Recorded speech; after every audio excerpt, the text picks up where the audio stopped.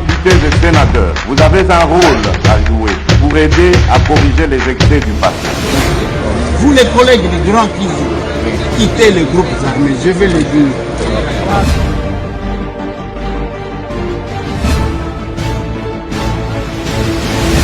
Allez, bienvenue mesdames et messieurs, bonjour, bonsoir.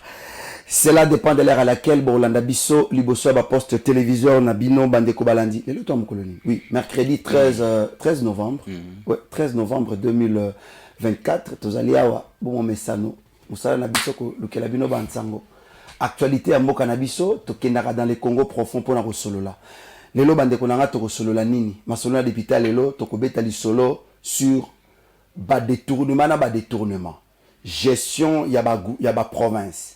Pour nani ba gouverneur misusu ba fanda kate na kati ba province na bango pour terminer leur mandat masolo nini ezala kasima masolo na député Félix Antoine Tshisekedi Tshilombo a échoué na province ya Kasai central dossier Kalambambuji to suki wapi nani azui mbongo na dossier ya Kalambambuji masolo na député nini eza kolekana na Luiza Penani ali na kati est Delice Sanga ou Félix Tshisekedi population balamuki ndenge nini masolo na député bandeko nanga tokobeta mwa muke di solo na otali bongo vie ya bakinoise na bakinois awa na Kinshasa tokosukisa na dossier kobetisa batu nyonso to mabaku dossier munene oyo ya dossier munene pardon oyo ya pétition oyo ezalaki bongo ko créer moi nyamu na bureau ya assemblée provinciale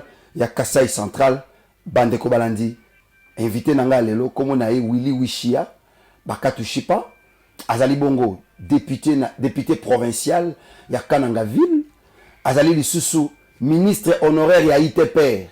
C'est pourquoi bomoni to beti li solo ya route Kalambambuji ayebisa biso abandela ki wapi Patiki province à Kasai central na Itanini asala kinini ndeko Willy Wishia. Merci beaucoup ndeko na kopé sabiso maloba pe kopé sabiso chance ya komona moyen ya ko communiquer na Congo profond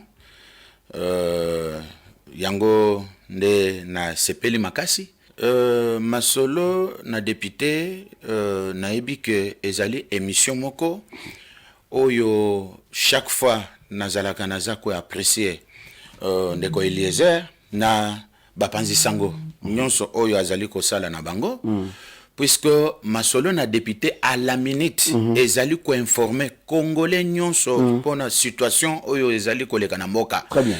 Et puis masolo na député ezalaka émission moko oyo tanga naza kolanda na monaka te neti bazalaka neti bazobanga batu ou bien bazali ko couvrir batu. Donc ezali koloba mandenge esalamaki yango nazali ko apprécier et puis nazali ko chapwa que émission oyo ekende kaka liboso boni bana ya Kananga parce que ça élu na bango avant to kota na Kasai central dans l'ensemble to d'abord na casquette ya député provincial élu à Kananga ville bana ya Kananga oyo bazali ko landanga na yo na moya lelo bazali kimia bazali bien kolia malamu système éducatif kitoko banzela dans les bons vie au quotidien commerce et ça kitoko tout se passe. Oui, naebi que bana Kananga bazali bien puisque bazalaka na mode de vie na bango oyo ba mesana nango motuna neti ozali koloba neti ya banzela oui naebi que wana tango toninga nzela okoti oui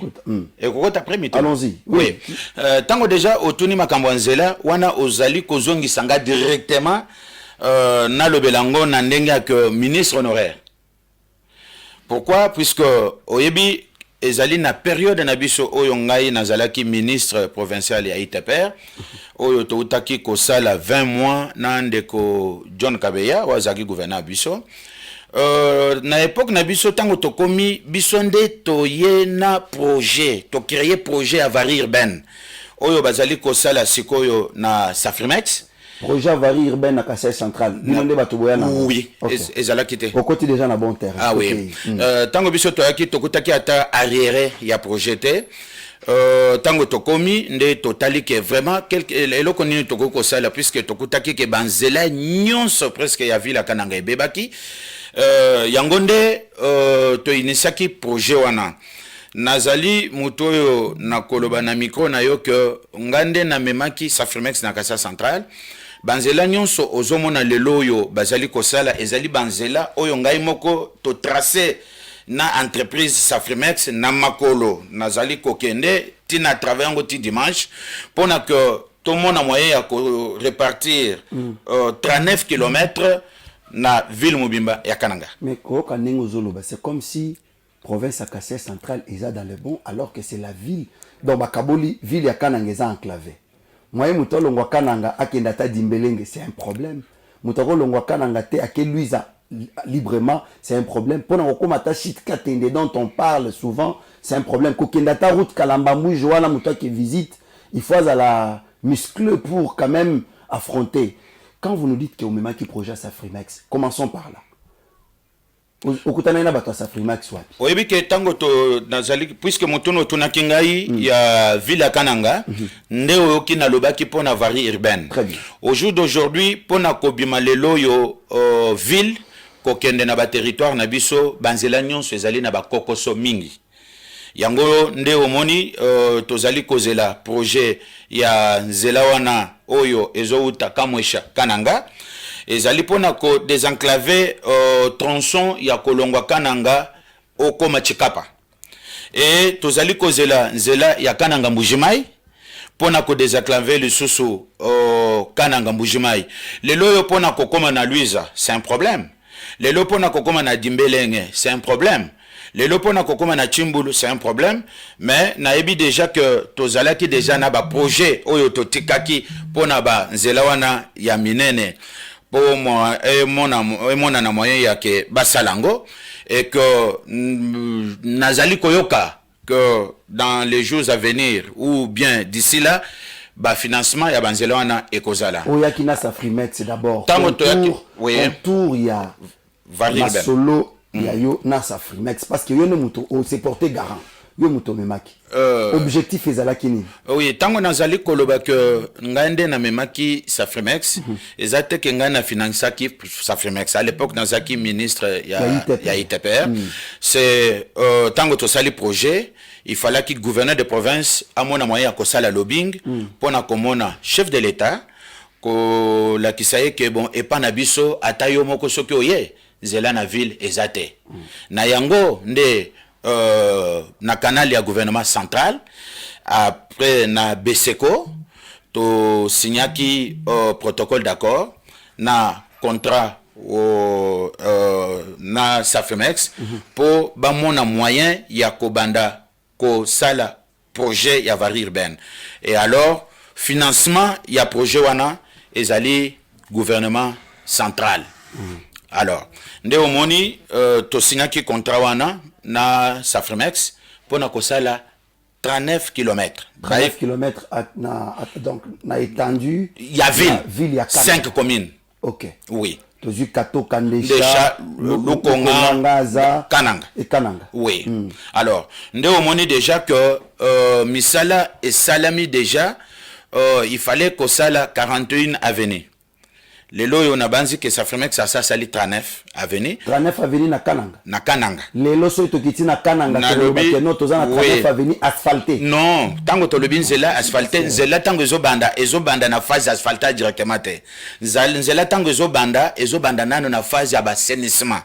Nde kosala ba caniveau, après ba caniveau nde tokokoma na phase ya compactage na rechargement, après phase wana nde tokokoma na phase ya asphaltage. Mais tant que tu as déjà na 39 avenue, c'est-à-dire que tu silisi misala nyonso etali nani assainissement. Donc banzela nyonso nazali ko yebisa oyo ezali déjà na ba caniveau ba collecteur o ba sali parce que nzela tango bazo salango ezali na ba caniveau te.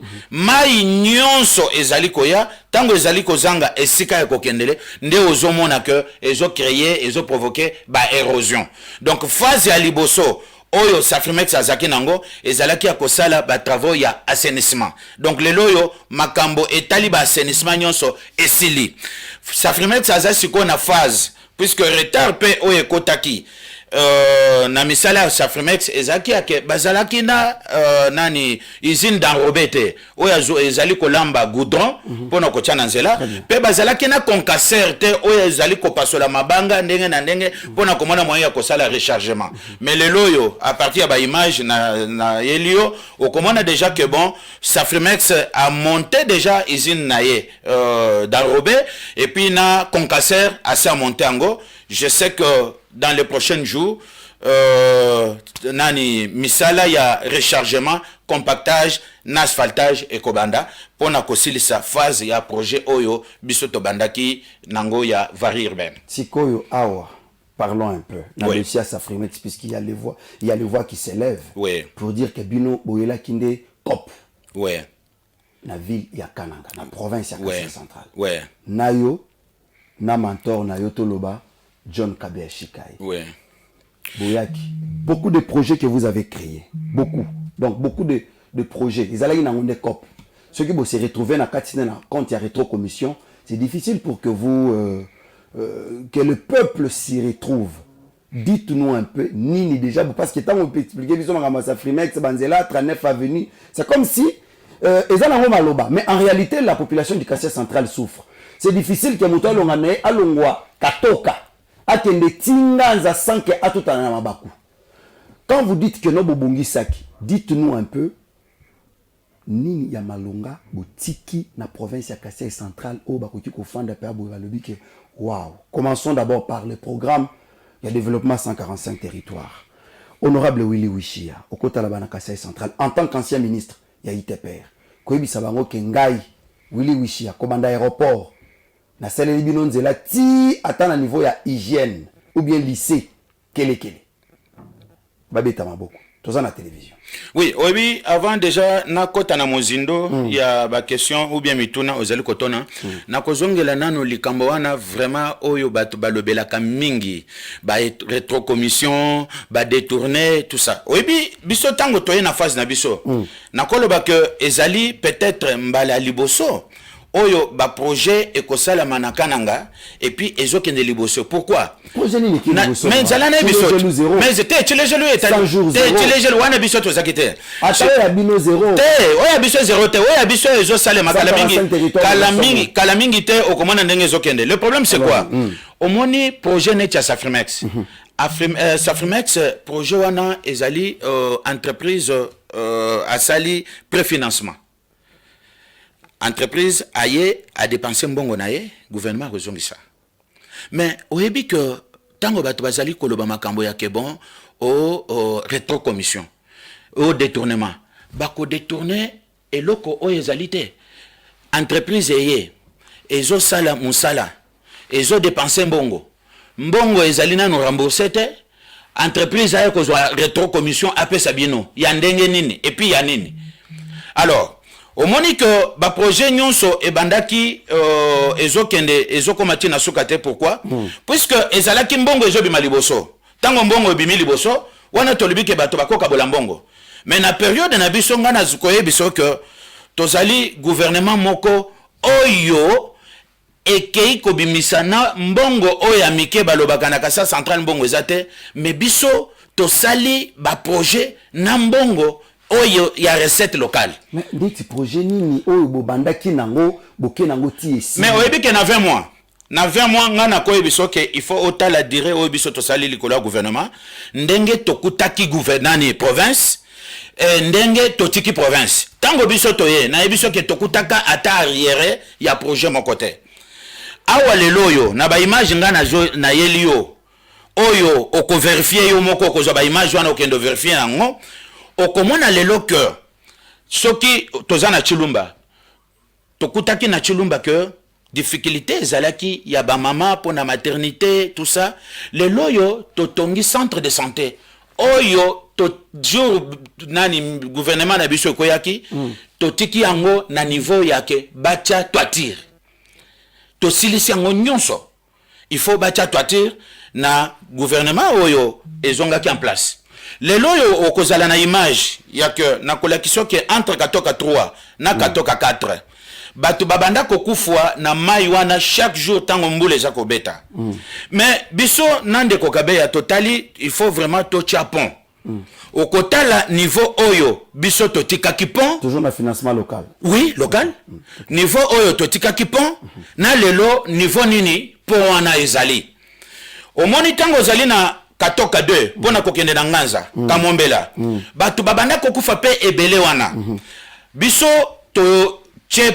to bandi misala ya pont okotala ndenge biso lolenge biso totika kipon na lelo yo niveau ya pont ezali ndenge nini omoni na niveau neti ya rond-point Monalix rond-point Monalix na centre-ville ouais. ekomaki esika batu ya maboma babandaki kokende kolala kovanda tout ça alors tango biso tokomi totali mais esika o eza quand même na plein centre-ville alors toko kosala ndenge nini il faut to réhabiliter esika oyo lelo oyo mwana nyonso azali kosala en afep oyo azali kosala dissertation mutu nyonso azwa na ville si place oyo comme site touristique mais liboso ya lycée kelekele nazoe bisana no oyo biso tosali oui. na 20 mois évoluons oui oui omoni siko na niveau nganza rond-point nganza ezalaki ka eloko moko moke oyo batikaki depuis mikolo nyonso biso lelo toye tosali totongi rond-point wana attendez ngana yokike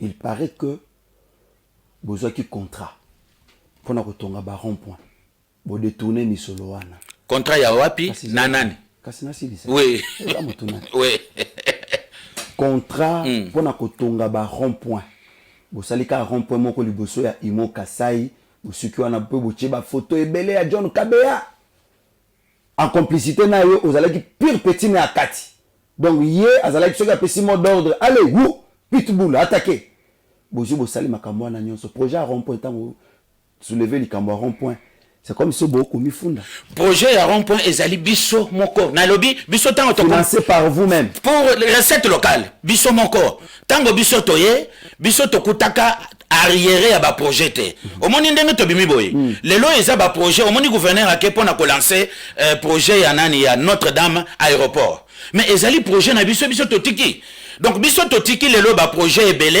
oyo que gouvernement provincial soki balandi yango vraiment province ko changer projet ya ba rond-point ezali ya biso moko biso nde to créer yango il fallait toujours to silisaka rond-point Nganza to linga to sala rond-point Elf pona okende na kana ngade oui soki to silisaka wana to linga to tala esika nini to linga to sala lisusu rond-point à Notre-Dame oui oui to bandaki déjà na wana mibale to sali o ya Nganza o to che monument ya grand chef comme dans sapo ezawana pona que batu nyonso bakoleka bamona déjà que vraiment makambo ezalaki donc makambo mususu ya mike to kokolo bangote omoni projet ya morgue leloyo quand bien même ezali financé na gouvernement central ozowelela nanu ba projet ya ba morgue ngana tuni question d'abord oui zela ya kelekele ba travaux ya liboso ya lycée kelekele ti lelo projet ya qu'est-ce qui a bloqué non projet ya nani ya lycée kelekele ezali projet oyo ya nani ezalaki na projet oyo ozomona bazosala ya Kamwesha nzela wana elingaki elongwa Kamwesha jusqu'au Tubuluku nde projet wana ezalaki alors à un certain moment rab contracteur oyo babandaki kosala projet ba komaki na niveau ya kolobake le nani projet ekoki koleka ndenge wana te il fallait nzela soki eye ekomi na niveau ya marché central ezwa avenue wana du produit et bimela côté à Saint-Clément jusqu'au niveau du Kassai Horizon nde kende boye alors tronçon oyo sikoyo etikalaki ya grand marché lisusu pona kokende na niveau ya Kassai Horizon etikalaki lisusu pona varie urbaine donc ezalaki na recherche ya ke OVD akoluka financement pona komona moyen ya kosala tronçon wana donc na koyebisa yo que il faut bandeko oyo bazali kolanda biso bayeba que masolo oyo etali national numéro 1 nzela wana ezali nzela makoki wana ezali na niveau ya gouvernement provincial te. Niveau central. Oui. Nanzela Kamwandu, route Kamwandu ya Kamwandu c'est toujours gouvernement central. C'est ça. Oui, Kamwandu ezala qui financé na Chilejelo. Au moins déjà basalaki ba travaux ya assainissement, mais na koki ko critiquer ndenge misalo ane banda ko salema te. Oh, parce que balobaka projet Chilejelo jusqu'aujourd'hui, c'est John Kabea et son clan qui ont tourné l'argent. Jamais. Programme Chilejelo, projet Chilejelo. Chilejelo biso toye na 2022. Chilejelo ezali projet e bandaka na époque ya gouverneur Martin Kabouya. Donc c'est depuis 2019. Oyo Chilejelo e bandaka tinandenge e silaka John Kabea asila ko ya gouverneur te.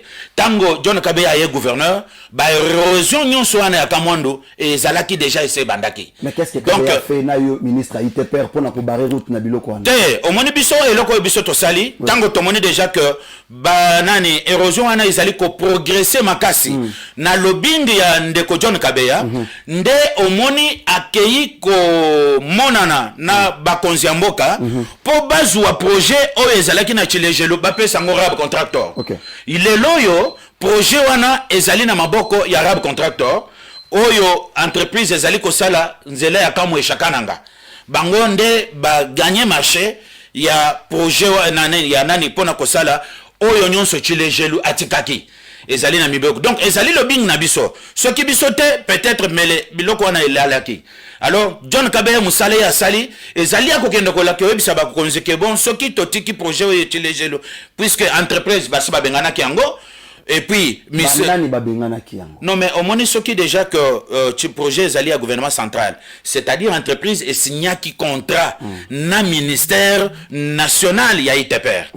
Oui, donc ce qui balingi ba résilier contrat et ali kaka na niveau ya gouvernement central nde bako mona moyen ya ko résilier contrat. Donc contrat na grec 7 oye banda ko sala projet Chilejelo et si déjà esilaki yangonde omoni entreprise ya sika et signer contrat les soso na gouvernement central pour bazongela na masolo oyo etali nani Kamwandu ezali kaka Kamwandu te azda nyonso wana azda wana muona nyonso wana donc Bianchi nyonso wana oui Bianchi nyonso wana ezalaki projet Chilejelo yango nde omoni que tango toye na Safrimex tolingaki topesa Safrimex banzela oyo ezalaki déjà ciblé na projet Chilejelo te nde okomona que ezaneti to sauter bisika mususu to sauter te banzela nyonso wana ezalaki déjà ciblé ezalaki déjà traité pour na que basala ngo na Chilejelo yango nde rab contractor e kosala yango siko.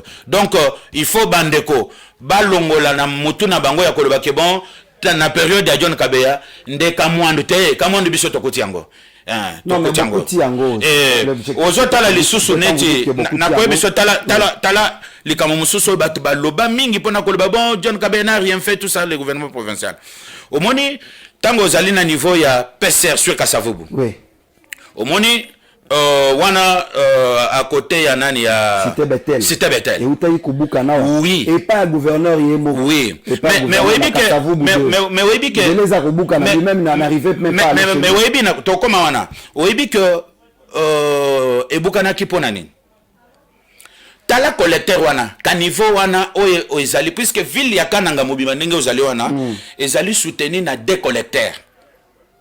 Donc ce que vous allez na niveau à banque centrale derrière banque centrale les ana ka niveau moko o ezali wana ka niveau wana na oyo ya Bianchi nde ba collecteur mi balé ce qui ba collecteur avenue du canal oui du canal ce qui ba collecteur wana ezate donc ville mobimbe sangani. OK alors bakanivo wana basali yango depuis 1960 et tango mondele atangaki bakanivo wana ezalaki pona atongaki yango na niveau ya dimension ya ville ya Kananga ndenge ezalaki et bandaki ko supporter mai ya ba construction o ezalaki sur la ville.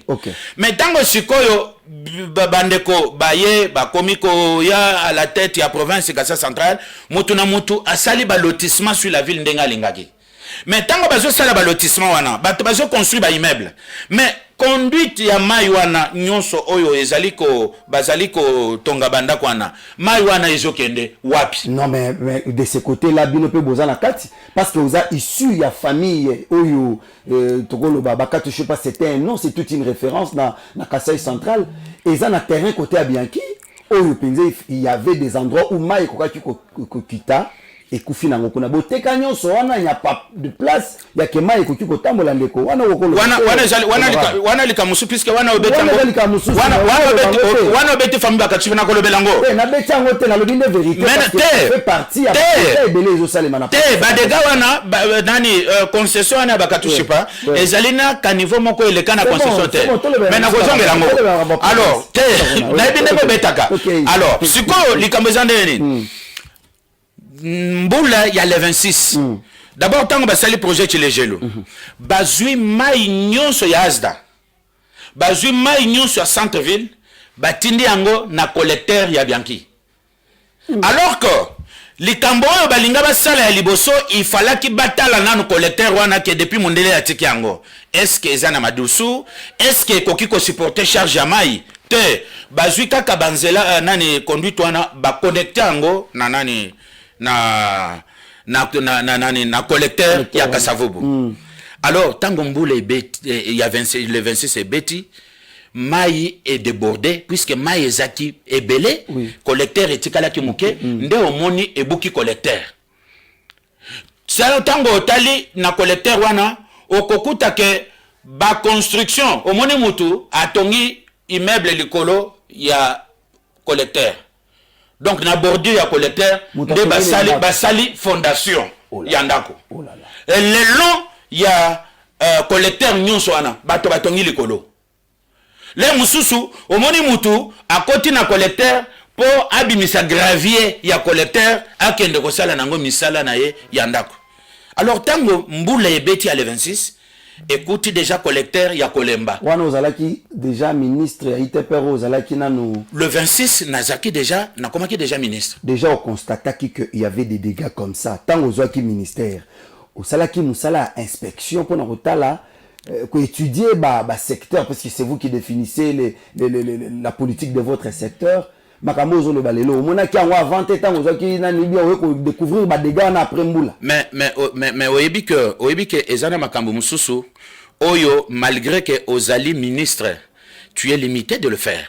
Oyebi que projet wana nazali ko yebiso yo que na yebiso que ezali projet oyo et salami na entreprise Grec 7 ya Chilejelo. Alors tango mbula wana ebetaki te moyen biso toyeba que collecteur wana ezalaki na problème ezalaki te puisque ata des gars moko nanu monana kité on était surpris il y a que mbule ya le 26 tango ebeti vraiment nde de bandade na tongo tango na kiti wana na ndeko gouverneur to kiti pona kotala vraiment ba dégâts ezalaki énorme. Alors yango nde omoni intervention directement et yaki babandaki déjà ko sala misala c'est juste au moni que misala wana e bandi na janvier na avril biso to longwe. Alors ezali ba intervention ebele oyo to sali lelo omoni lobwako oyo katani lisusu na nzela ya Kamulumba. Mais avant wana na tour na biso ezalaki grave hein aravin wana katanaki donc bato balobaki oyo kosala 6 mois tout ça non avec recette locale to intervenir pona kokanga loboko wana et que passage ya train ezonga pona komona moyen ya ko puisque Raiwana ndezali ko ravitailler ville mobimba kananga ce que zate vraiment oui bato bakolela donc pona koloba que na période na biso ndeko makambo oyo bato oyo kaka bato balobaka o détournement tout ça ce que otoni mutu ayebisa yo que ba dossier ezebele kana ko se justifier ngana zo bimisolo de dossier yo siko sala relance alors il faut qu'on retenir que ezali na période na biso oyo misala ebele et salami na 20 mois. OK, misala ebele salami. Oui. Ba détournement pe ebele salami. Attends mon côté. Ba irrégularité pe ebele. Te. Zela kalamba mbuji. Te nzela Nous kala en sommes où? nzela kalamba mbuji nakoki donc par respect. Oui. Nakoki ko lobela nzela ya kalamba mbuji te. Poani. Malgré non, au moins pourquoi? Malgré au moins kabato balingaka ko mixer bato mususu na projet kalamba mbuji. Projet kalamba mbuji ezali projet ya gouvernement central. Projet nyonso o ezali ya gouvernement central, hein? Le gouverneur de province ou bien le gouvernement provincial bango bazali wana ya kosala ba suivi neti ba bénéficiaire. Bakosala ba suivi neti entreprise mon côté o ezokende pona kosala contrôle awa bino Qui coordonne sur place na province ili sur Mokonzi ya Mboka, c'est le gouverneur et son entourage. Jozalaki lokola conseiller na lobby. Il y a gouverneur na lobby, en matière na travaux publics. Na lobby gouvernement central, hein? Oui. Biso gouverneur azali liso ya Mokonzi ya Mboka pona kotala que misala ezo salema ou ezo salamate apesi Mokonzi ya Mboka rapport. Mais gouverneur ya province akoki ko s'ingérer na makambo ya gestion ya projet neti kalambambuji pona koto na entreprise que bon bino bozwaki nini bokosala nini bopesanga nini jamais. Donc Toa, c'est le gouverneur central de Moutatinda. Oui, toi c'est le gouvernement central. Ah. Oui. Toa donc Toto Nande, chef de l'État.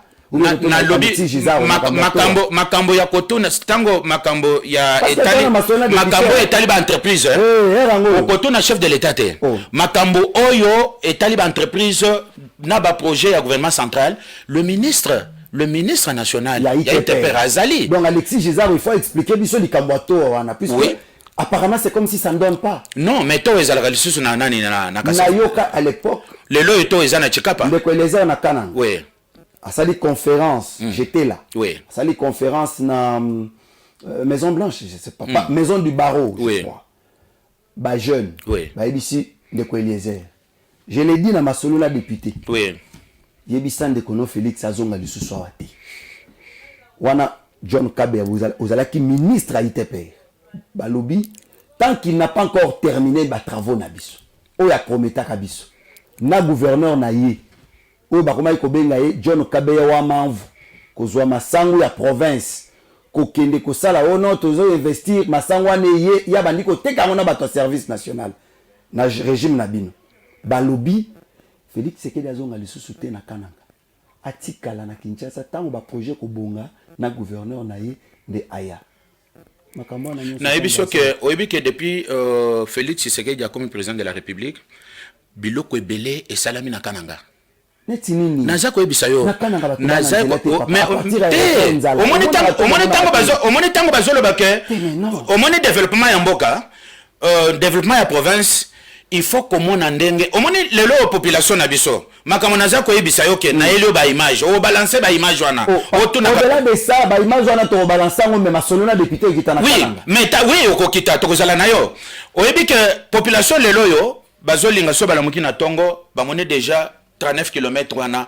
donc asphalté mais pona kolongwa kobanda na ebandeli tina ndenge ya kokoma na suka population wana makambo na etali bango te okomana ke eloko moko esalamite mais ngana ebisio que c'est tango Félix Tshisekedi aye nde tozui chance d'abord ya ke 39 km ya vari urbaine et salama ba intervention okomana neti soki otali ravin ya Kanjinji à notre époque tokutaki déjà 50 parcelles englouties batu déjà balongwaki les lois to stabiliser Kanjinji to sali collecteur moko oezo mema mai presque nyonso ya quartier wana ekendo bwaka na rivière Nkelekele les lois na kananga to zalaki na morgue ya 9 places oyebi ke morgue na biso tokomaki na niveau moko ya kekonde ozo ya ba glace so bo checker bozui glace bokeko cha likolo corps morgue ka 500 oui ya kananga wana tu oui c'est un projet gouvernement central. Oh mais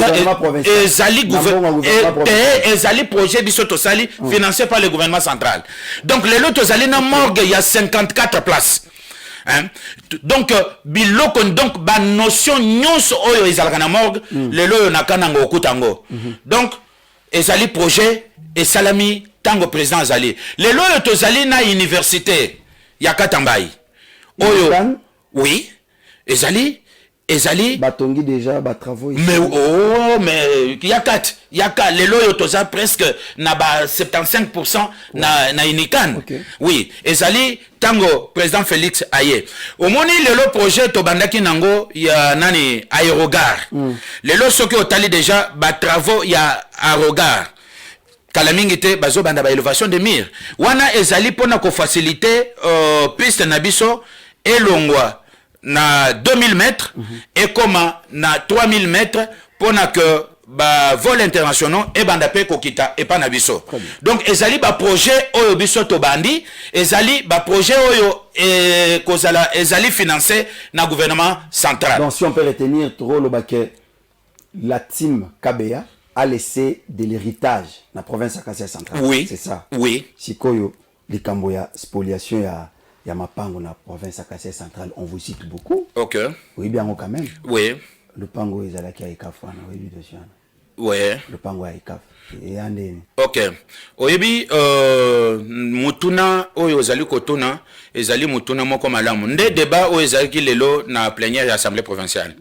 Oyebi tango avant kutuna kende na gouvernement nazalaki député provincial na 2020 nasalaki commission nazalaki président ya commission d'enquête sur la récupération des biens meubles et immeubles de l'État. Très bien. Nasalaka banquette oyo lelo nazali nango ya koyebisa que le maison de l'État au Kasai central baspolia ango ko banda 1979. Ah bon? Lelo yo ba maison ya l'État nakananga okokuta barete ya ndenge na ndenge. Tango nabimi comme ministre esali neti babru ebele. Oh bon, bayibi bandako l'État, kabeya teki bandako et tout ça. Ngai moko tango ba voter nga lisusu député provincial awa na komeli bureau, na komeli président assemblée, na sengi commission d'enquête. Na sengi commission d'enquête pour na ko enquêter sur le meuble et les immeubles ya l'État pour yeba que ba immeuble ezalaki combien, ba nani bateki yango na décision ya nani. Alors likambo wana ezali na niveau ya bureau na ebi que d'ici là bakotia commission oyo ezali ko enquêter. En conclusion na ko yebiso que na masolo ya député pe naza ko yebisa bandeko oyo bazali ko landa biso que na makambo oyo etali bandako ya l'État gouvernement Kabeya nangayo nazalaki ministre affaires foncières to sila ko traiter ata dossier mokote na lupango ya maire de la ville ya Kananga 2. Na yebisio que vous n'êtes pour rien dans tout ça. Na yebisio que lupango ya maire de la ville ya Kananga 2 ezali kaka ndenge ezalaka wana. Eza spoliété. Spolié na nani? Ezali inhabité, ezali wana matiti nde ezali ebele na kati. Donc ezali bandako neti o ezali géré na mairie, ezali na circuit économique ya ministère ya affaires foncières.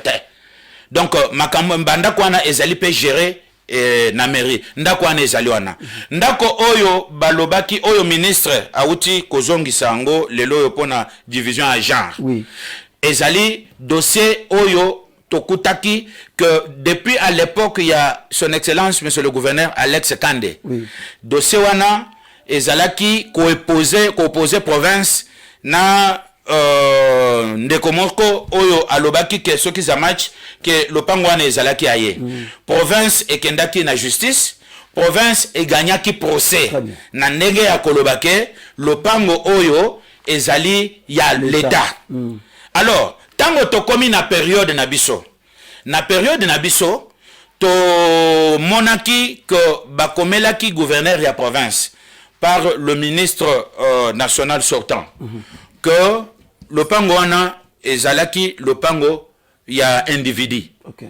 Il fallait que les chefs de division ya habitat o ya yebaki dossier à mon moyen ya kozongisa lopango wana.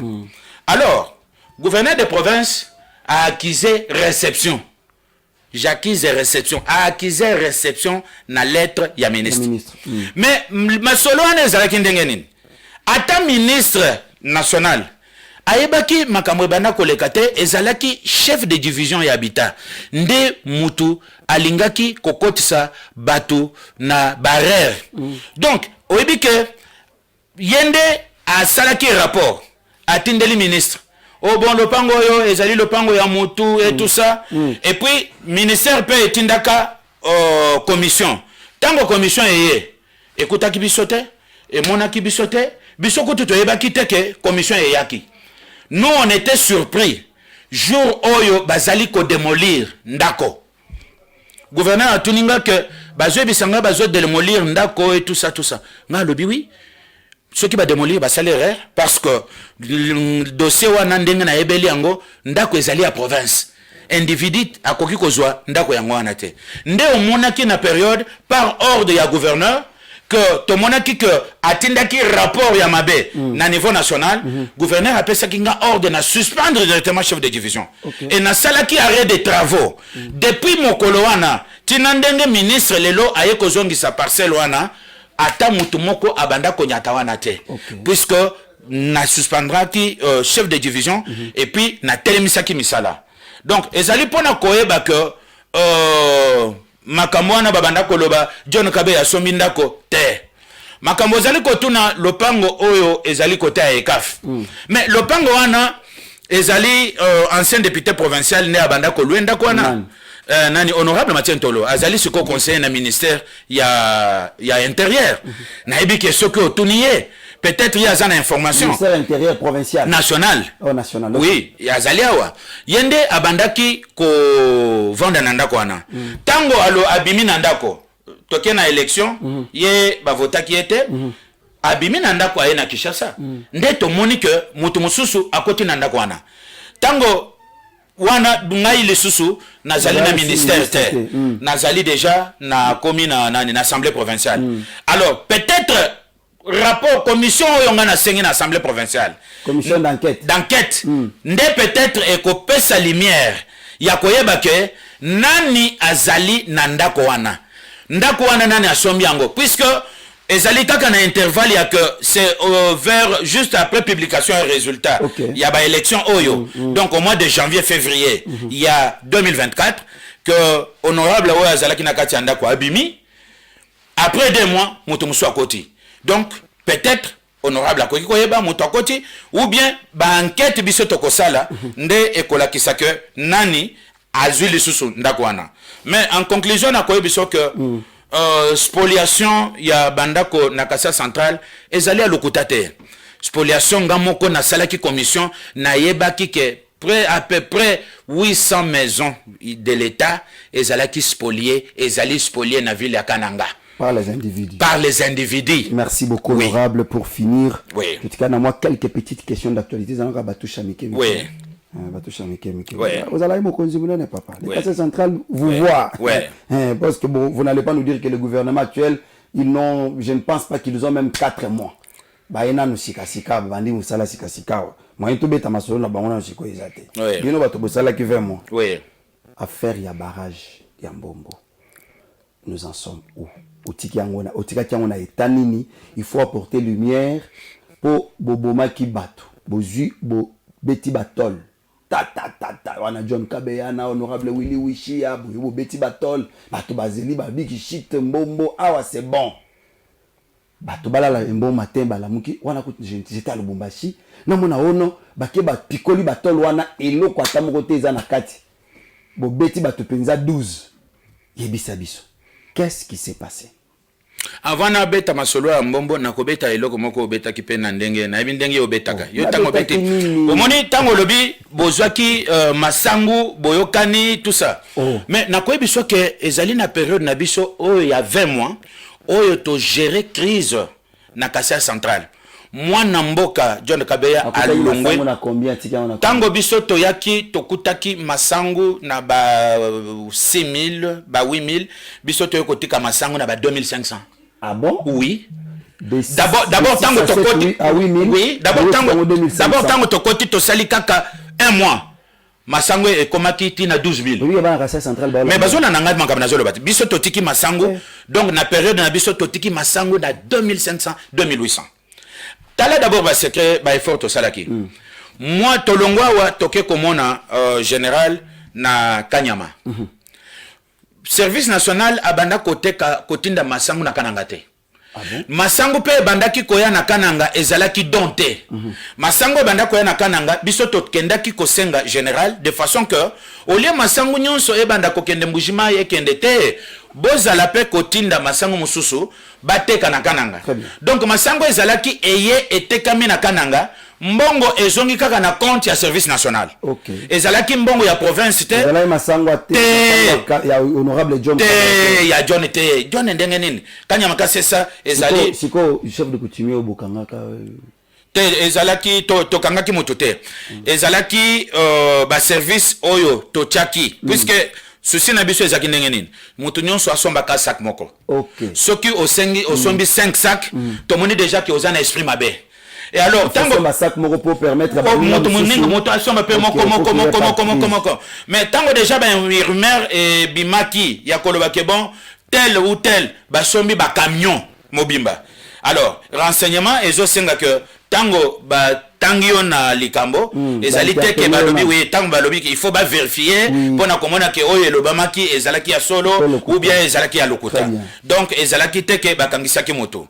Alors biso moko gouvernement provincial to salaki initiative ya kopesa ba chef de secteur mbongo po na secteur nyonso balona masango. Très bien. Mais oyebi que to monaka aventure ya que moto azwi mbongo chef de secteur pona kokendo lona masango abimi Bonaville asombi déjà veste asombi déjà sapato et puis ali mbongo tango to komi na période ya récolte ezali peut-être 40% nde bazo ya ko répondre que oh basalaki bilanga mususu wana nde oyokaki ke gouvernement na biso to kangisaki ba chef de secteur.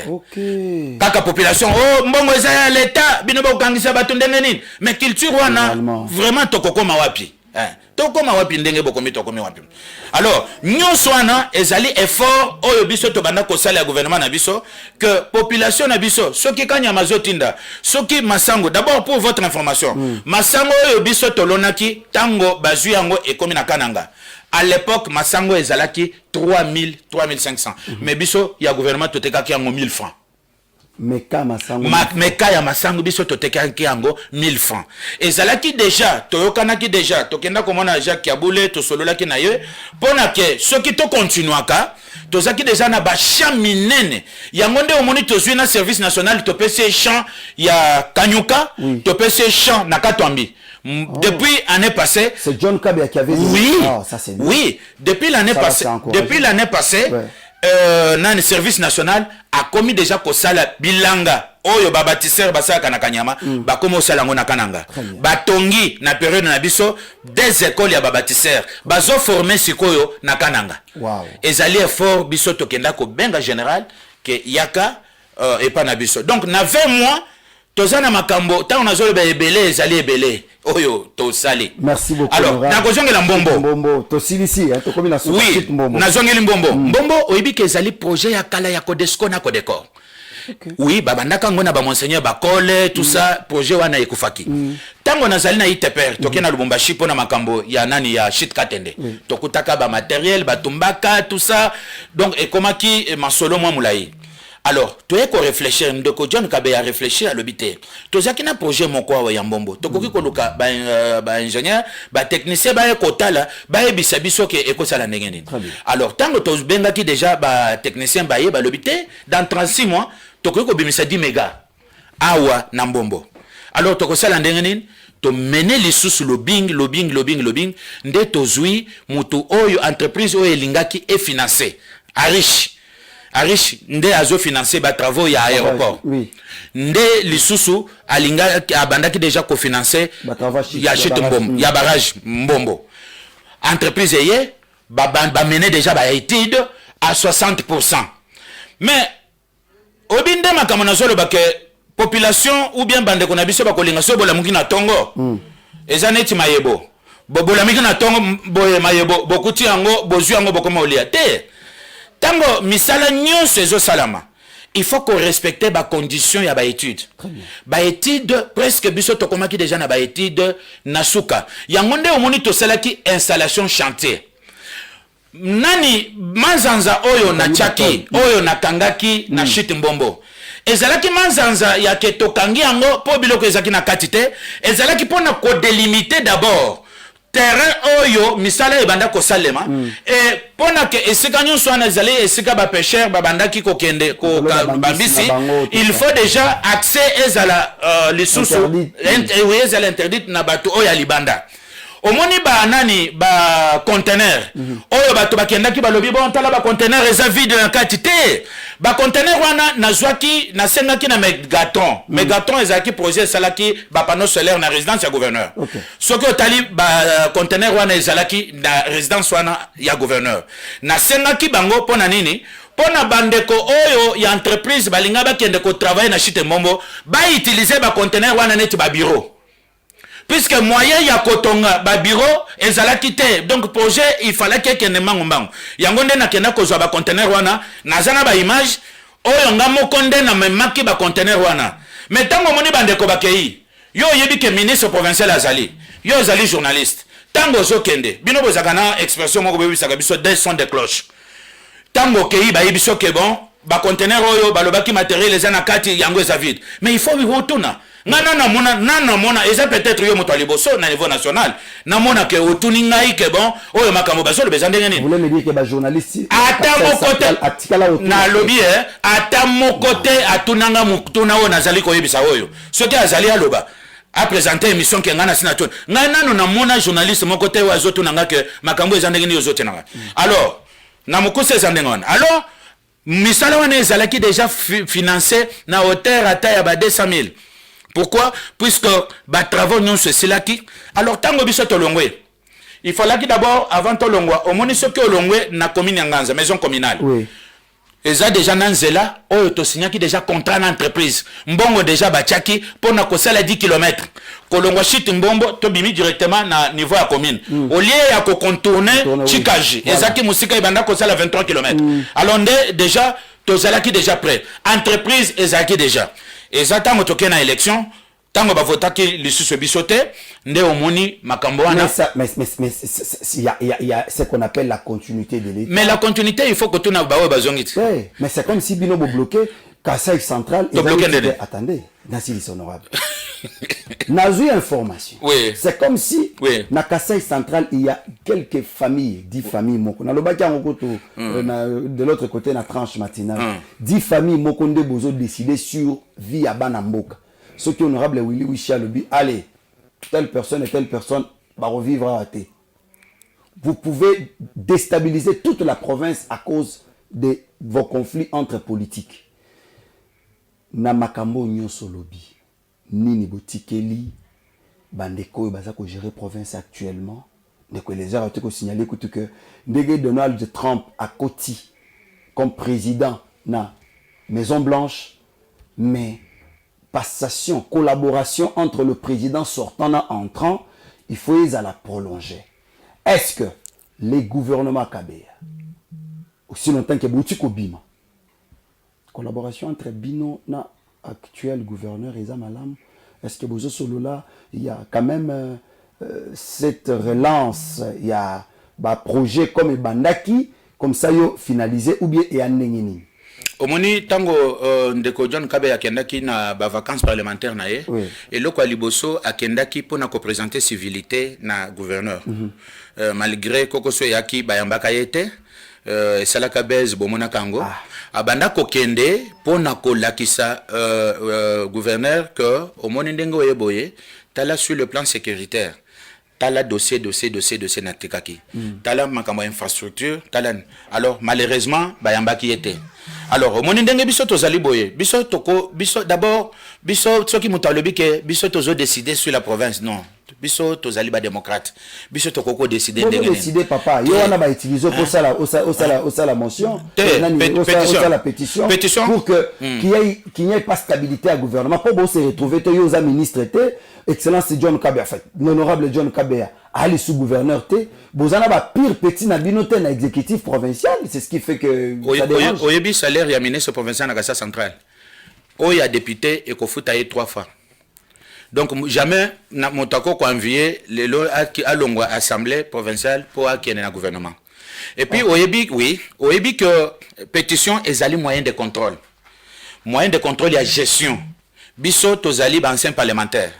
Tango totali to moni que bureau oye uti sika et détourner monsieur Ebele bureau et comme na makambo ya ba opération retour kozwa mbongo ya ba député ko lobaka totindi na ministère national mais tolobiango biso tolobiango et ceux qui n'a balabala balle perdu mais petit taille raté mais oyebi musala ya député ezalika neti masolo ya député ndeko eliezer akomona makambo ndenge azakwa na beti yango na assemblée nationale alors tango abeti yango soki bakonzi balobi ke bon ekende ekoma tie na suka ekokoma soki balobi te ya sali musala na ye biso tosali musala na biso ya dénonciation wana ezali musala ya député.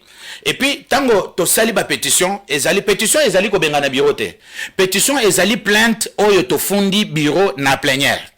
Tala makambo basali. Yango nde plénière e benga ki bureau. Soki bureau ba yebaka te ba yibaki te, balinga ba kende na plénière. Ba komi ba lobité, ba se justifier. Alors pour close la finalité de la pétition ezali vote. Vote ezali nini? Plénière et koloba ke bon ba pétitionner bazana raison to sanctionner bureau. Plénière et l'obité, ba pétitionner bazana raison te, ba voter non bureau éthical. Mais tant que bureau ba kimi ba kendo ko bomba na niveau tout ça po ba yebaki déjà que soki mais to yake on a kamwe koma utikali na Kinshasa la goza na plénière lelo te nazali na dossier à spoliation te nazokende puisque jusque là ne yebaki que centaine nga ezaki malamu te nazana ba séance ya kiné nde nazali kolanda ndenge bazongi na kananga ezali longue histoire oyebi toyaki awa babenga kibiso na ministère babenga kibiso na telegram mais ngai kutu nde na koloba ke ngande nazo respecter mibeko puisque les mususu ngana kozwa telegram na landa na bango puisque tango babengi bino mokonzi abengi bino autour ya table abenga kibino na invitation ou bien document moko pona ko zonga il faut ba pesa bino lisusu document musu bozonga nango mais tango bango moko bazongi ezape ba violation ya ba règlement intérieur tout ça le Tchela Kamba dit excellence alobi que non alobi wa pouvez rentrer mais alobi pour continuer avec les travaux alobi wapi bazonga basala musala bazif mais alobi wapi est-ce que yozana mais yozana décision moko oyo ou bien lettre moko oyo ministre alobi que bon bozonga bosala wana ezami maloba bato bazolo bato honorable Michel ici ah oui merci allez merci beaucoup nous voici à la fin tout le balisoni tokutani mukola lobby ciao